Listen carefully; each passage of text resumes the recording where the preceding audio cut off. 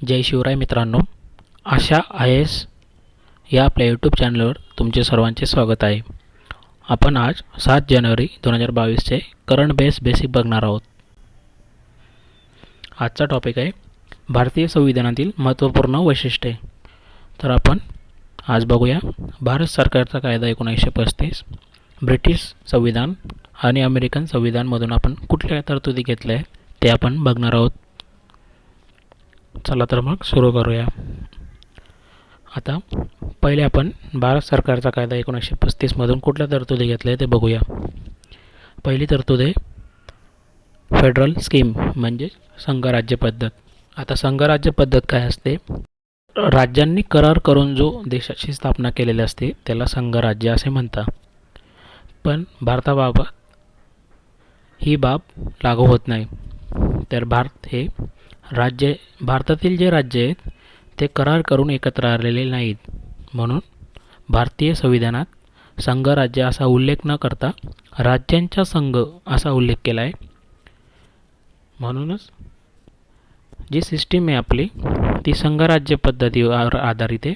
परंतु भारत हे संघराज्य नाही तर राज्यांचा संघ आहे. दुसरी तरतूद आहे गव्हर्नर ऑफिस. आता प्रत्येक राज्यासाठी एका गव्हर्नरची नियुक्ती राष्ट्रपती करत असतात. ही तरतूदसुद्धा आपण भारत सरकारचा कायदा 1935मधून घेतले. तिसरी बाब आहे ज्युडिशरी.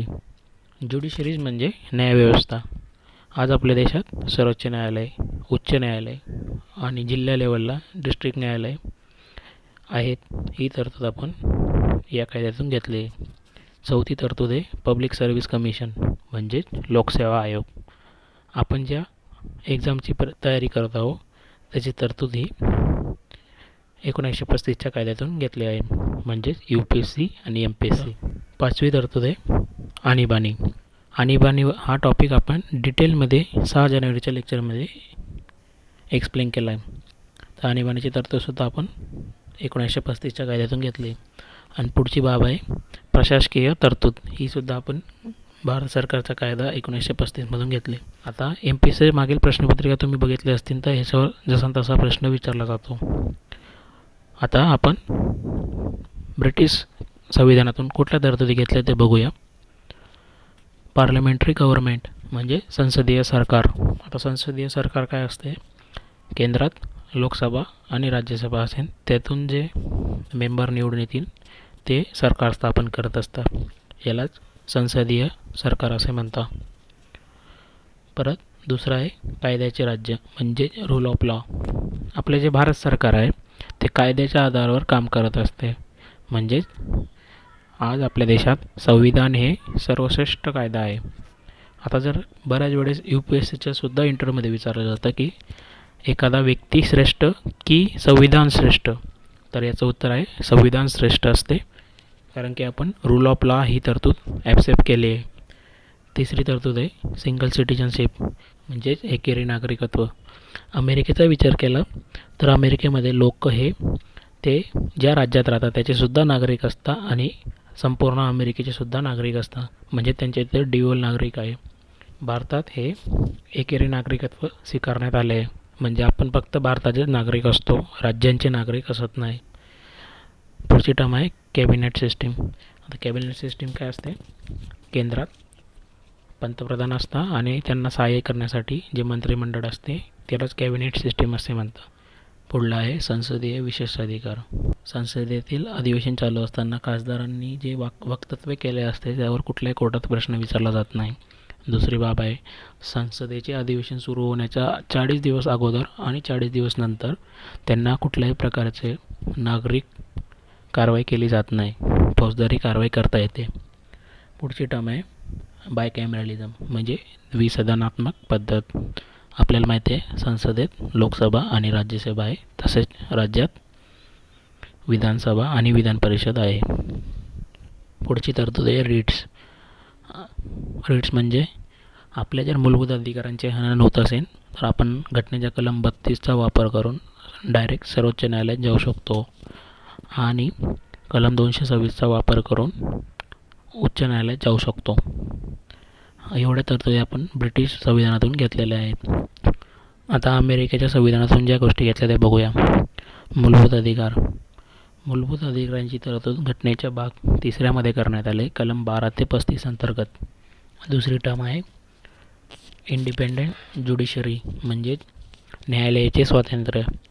आपल्याला माहिती आहे सर्वोच्च न्यायालयाचे मुख्य न्यायाधीशांची नेमणूक ही कोलिजियम पद्धतीने केली जाते.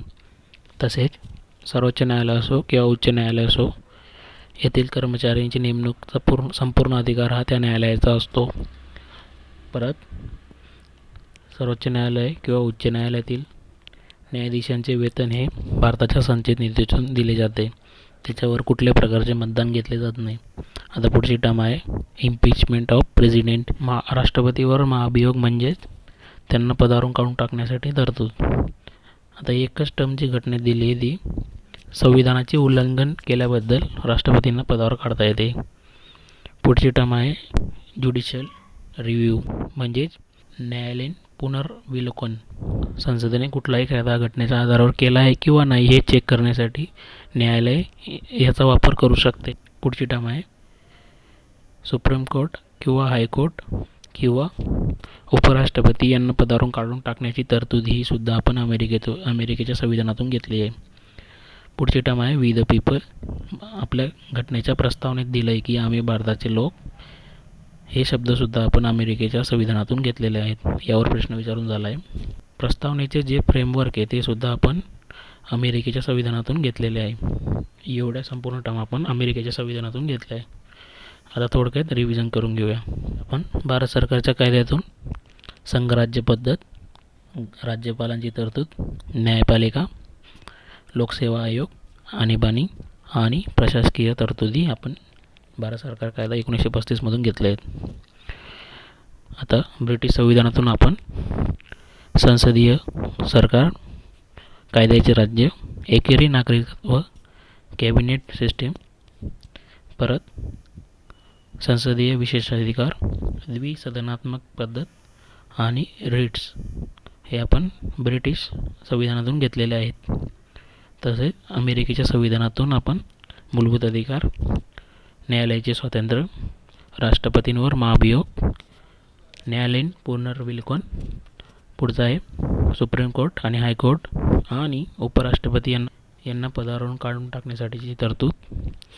पुढचा आहे वी द पीपल्स. प्रस्तावनेचा आराखडासुद्धा आपण अमेरिकेच्या संविधानातून घेतला आहे. हे सुद्धा प्रश्न UPSCला विचारून झाले आहेत आणि MPSCलाही विचारून झाले आहेत. आता कालच्या लेक्चरवरचे प्रश्न बघूया. क्वेश्चन पहिला आहे विधान ए, इकोलॉजी म्हणजे पर्यावरण पारिस्थितिकी, यात सजीव आणि निर्जीव घटकांचा समावेश होतो. हे स्टेटमेंट बरोबर आहे. दुसरा आहे जैवविविधता, बायोडायव्हर्सिटी, यात फक्त निर्जीव घटकांचा समावेश होतो. तर हे चुकीचं आहे. जैवविविधतेमध्ये फक्त सजीव घटकांचा समावेश होतो. तिसरं स्टेटमेंट आहे बायोमॅग्निफिकेशन म्हणजे जैवविशालन, यात विषारी घटकांची प्राथमिक घटकापासून शेवटच्या घटकापर्यंत वाढ होत असते. म्हणून ऑप्शन सी, A आणि C बरोबर आहे. कालचा प्रश्न दुसरा, विधान 1, RBIची स्थापना 1 एप्रिल 1935ला करण्यात आली. विधान दुसरं, SBIची स्थापना 1955ला करण्यात आली. विधान तिसरं, इम्पेरियल बँकेची स्थापना 1921ला करण्यात आली. विधान चौथे, RBIचे राष्ट्रीयकरण 1 जानेवारी 1949ला करण्यात आले. तर यातील 4 स्टेटमेंट बरोबर आहेत. आता कालचं जे लेक्चर झाले 6 जानेवारीचे त्यावर प्रश्न बघूया. त्यात आपण केंद्र राज्य संबंध बघितले होते. त्यावर एक प्रश्न, केंद्र राज्यातील कायदेविषयक संबंध घटनेच्या कलम 256 पासून 263 मध्ये देण्यात आले. बरोबर विधान तुम्हाला शोधायचे आहे. स्टेटमेंट दुसरं, प्रशासकीय संबंध हे भारतीय संविधानाच्या कलम 245 पासून 255 मध्ये देण्यात आले. विधान तिसरे, आर्थिक संबंध घटनेच्या कलम 268 पासून 293 पर्यंत देण्यात आले. तर बरोबर विधान निवडायचे आहे. ऑप्शन ए आहे, ए बरोबर. ऑप्शन बी आहे, ए बी बरोबर. ऑप्शन सी आहे, ए सी बरोबर. ऑप्शन डी आहे फक्त सी बरोबर. कालच्या लेक्चरचा दुसरा प्रश्न, बरोबर विधान निवडायचे. विधान 1 आहे, घटना दुरुस्ती हे भारतीय संविधानाच्या भाग 20 मध्ये तरतूद करण्यात आली आहे. परत विधान दुसरं, घटनेच्या कलम 368 अंतर्गत घटना दुरुस्तीची तरतूद करण्यात आली आहे. विधान तिसरं, आणीबाणीची तरतूद घटनेच्या भाग 18 करण्यात आली आहे. आणि विधान 4, आणीबाणीची तरतूद कलम 352 पासून 360 करण्यात आली आहे. ऑप्शन आहेत मित्रांनो, फक्त ए बरोबर, ऑप्शन बी आहे ए बी बरोबर, ऑप्शन सी आहे ए बी सी बरोबर, ऑप्शन डी आहे ए बी सी डी बरोबर. जर तुम्ही कालचे लेक्चर बघितले असेल ते बघा, त्यावर तुम्हाला ही प्रश्नांची उत्तरं देता येतील. मित्रांनो, आपल्या यूट्यूब चॅनलवरील तुम्हाला जर व्हिडिओचा कंटेंट आवडत असेल तर कृपया तुम्ही लाईक, शेअर, सबस्क्राईब नक्की करा मित्रांनो. जय शिवराय.